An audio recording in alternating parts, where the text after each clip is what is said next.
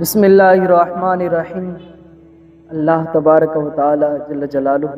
و عم نوالہ کے لیے تمام تعریفیں، تمام حمدیں، تمام ثنائیں۔ ہم نے ایک سلسلہ شروع کیا ہے اللہ تعالیٰ کی توفیق سے۔ اس سلسلے کا جو مین مقصد ہے، اس دھرتی پر جو اللہ کے جتنے بھی برگزیدہ انبیاء علیہ السلام تشریف لاتے رہے اور انہوں نے پوری انسانیت کا تعلق پھر اپنے کریم رب کے ساتھ ملا دیا،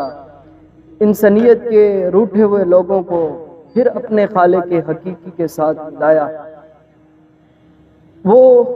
عظیم شخصیات اللہ کے برگزیدہ انبیاء علیہ السلام ہیں۔ تو ظاہری بات ہے تمام انبیاء علیہ السلام کی وقتاً فوقتاً تعریف کریں گے جو قرآن و حدیث سے ثابت ہے۔ تو اس سلسلے کے اندر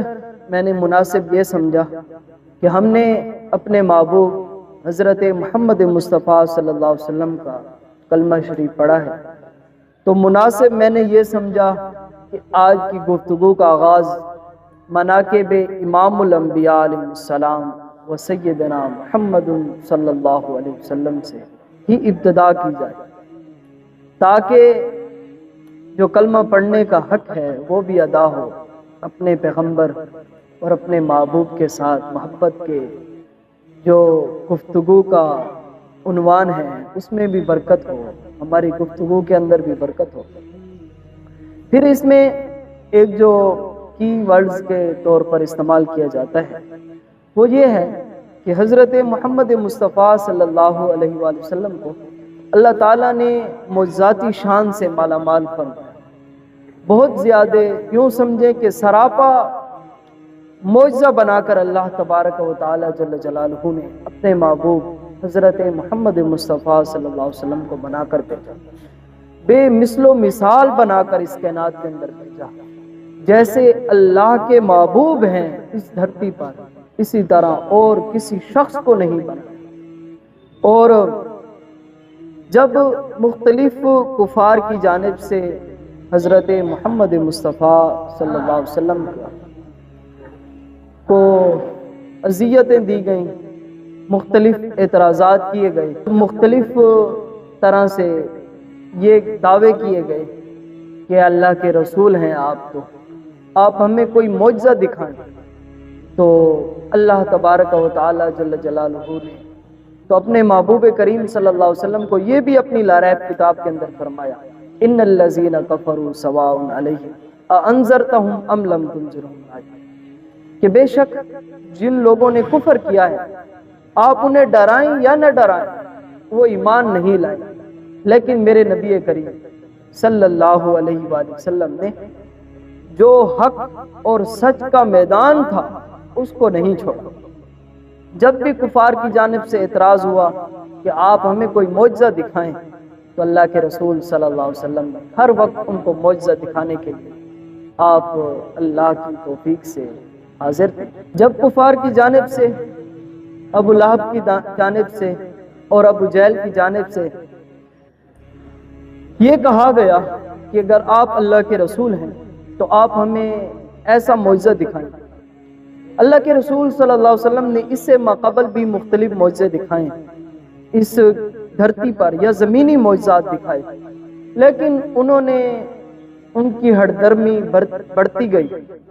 یہاں تک کہ انہوں نے کہا کہ اے اللہ کے رسول صلی اللہ علیہ وسلم، اس دھرتی پہ آپ کا جادو جو ہے وہ چلتا ہے، آج ہم یہ دیکھنا چاہتے ہیں کہ آپ یہ جو سامنے چاند نظر آ رہا ہے اس کے 2 ٹکڑے کر دیں، تب ہم آپ کو مانیں گے کہ آپ اللہ کے رسول صلی اللہ علیہ وسلم ہیں۔ تو اس حوالے سے میں پہلی حدیث مبارکہ جو کوٹ کرنے جا رہا ہوں وہ صحیح بخاری شریف کے اندر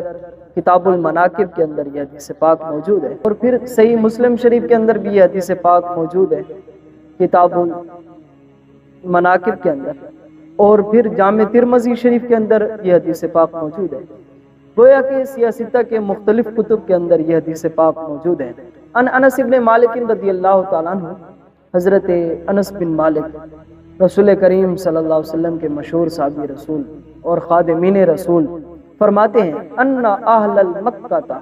سالو رسول اللہ صلی اللہ علیہ وسلم، فرمایا مکے والے لوگوں نے اللہ کے رسول صلی اللہ علیہ وسلم سے معجزہ طلب کیا، سوال کیا، یہ کہا کہ ان یریدوا آیا، ہمیں کوئی معجزہ دکھائیں،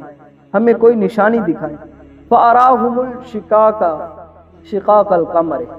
تو اللہ کے رسول صلی اللہ علیہ وآلہ وسلم نے چاند کے دو ٹکڑے کر دیے۔ یہ ایک معجزاتی شان تھی، اور یہ بھی ہے مرتين، اللہ کے رسول صلی اللہ علیہ وسلم نے چاند کے دو ٹکڑے کیے، ایک صفا مروہ کی پہاڑی کے ایک جانب تھا اور دوسرا دوسری جانب تھا۔ گویا کہ اللہ تبارک و تعالی جل جلالہ نے حضرت محمد مصطفیٰ صلی اللہ علیہ وسلم کے انگلی مبارک میں یہ معجزاتی شان عطا فرمائی کہ اگر آپ آسمان کی جانب سے انگلی کو بلند فرما دیتے اور چاند کو بھی اگر اشارہ فرما دیتے تو چاند بھی دو ٹکڑے ہو کر رسول کریم صلی اللہ علیہ وسلم کے قدمین شریفین میں حاضر ہو جایا کرتا تھا۔ یہ معجزاتی شان تھی، لیکن پھر بھی نام ماننے والوں نے اور شک کرنے والے لوگوں نے پھر ویسے ہی شک کیا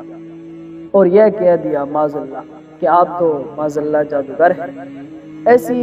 باتیں کرتے رہے، لیکن نہ ماننے والوں نے پھر بھی نہ مانا۔ لیکن اللہ تبارک و تعالی جل جلالہ نے حضرت محمد مصطفیٰ صلی اللہ علیہ وسلم کے انگلی مبارک میں یہ طاقت رکھی کہ اگر آپ آسمان کی طرف بلند بھی فرما دیں تو چاند بھی دو ٹکڑے ہو جائے۔